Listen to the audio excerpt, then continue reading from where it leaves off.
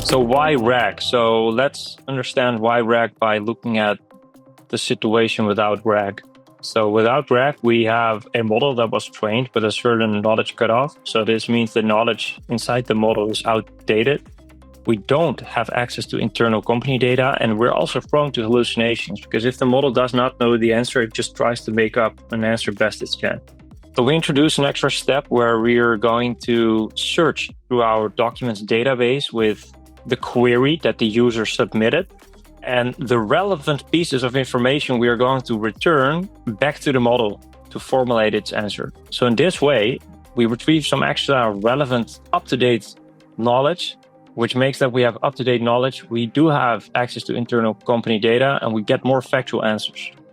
All right, so the only thing that we have left to do is we combine the retrieval step and then also a generation step.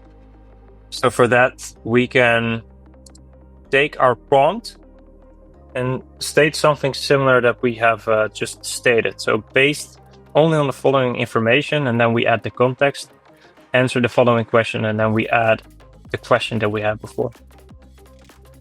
Right, so what is an agent? So an agent is an AI system powered by LLMs and a system that enables LLMs to interact with external tools. So in this case, it enables your LLM, for example, to do a web search, to use a calculator because they're quite bad at math themselves, or to execute and run code. So what is the flow of an LLM agent? So we have various inputs that we take and expose to the agent, and then we can look up which tools are available, which is, for example, calculator, Wikipedia, or a vector database, and then we loop until we find that we have enough information to form the final response.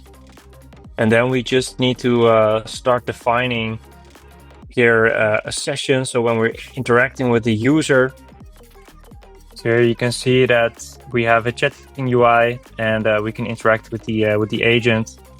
The agent then responds, and we can actually also observe which tools are being called in the meantime.